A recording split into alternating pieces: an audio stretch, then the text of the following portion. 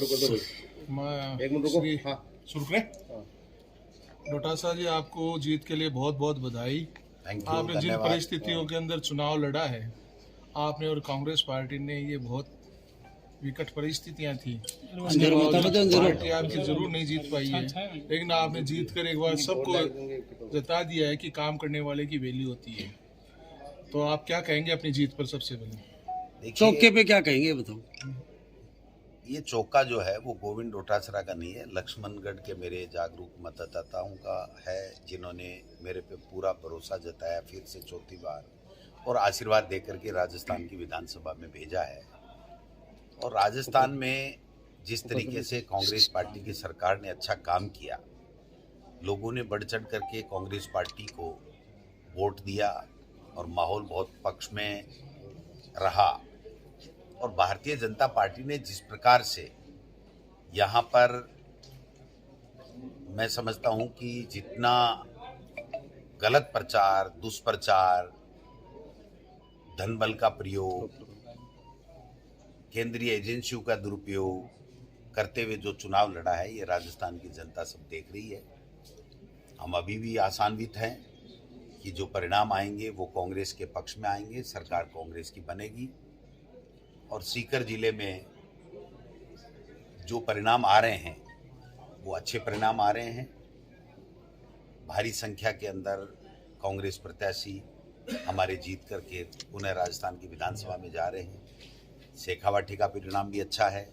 मैं समझता हूँ जब पूरे राजस्थान का जो ईवीएम के बाद में पोस्टल बैलेट पेपर का जो परिणाम जुड़ करके लास्ट में परिणाम आएगा तो कांग्रेस के पक्ष में आएगा, ऐसी मैं उम्मीद करता हूँ। 156 के दावे सर मैंने तो किए नहीं, बट जो भी चुनाव लड़ता है वो अपनी ऊर्जा के साथ में, अच्छी उम्मीद के साथ में चुनाव लड़ता है।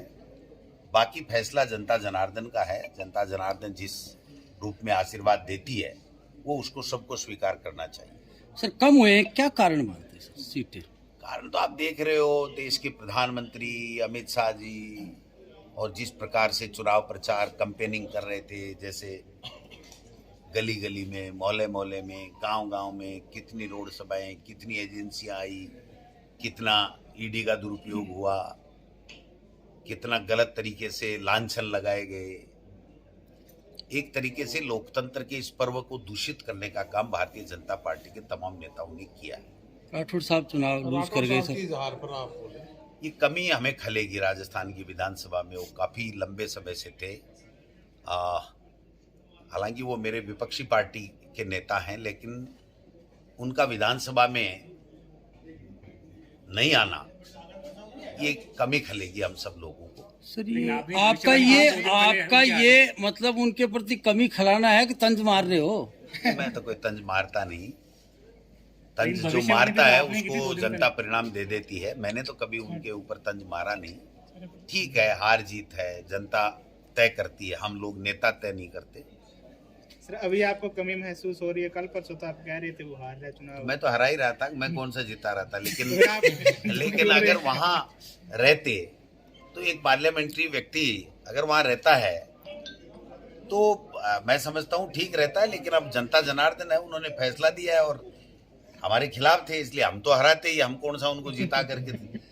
ईडी की कार्रवाई के बाद में सर मानते हैं आपकी विधानसभा लक्ष्मणगढ़ में एक हमदर्दी भी बनी आपके लिए? देखिए, कोई भी बात हो, जब जनता को चुभने वाली बात कोई नेता या पार्टी करती है तो उसके परिणाम उसको भुगतने पड़ते हैं।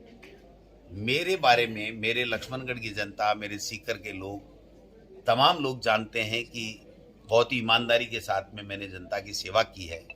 तो इस तरीके से आचार संहिता के बाद में जिस प्रकार का माहौल बना करके एक तरीके से बदनाम करके एक षड्यंत्र रचा गया था, तो निश्चित रूप से जनता में इस बात का आक्रोश था और उन्होंने वोट के माध्यम से उस बात का जवाब दिया है।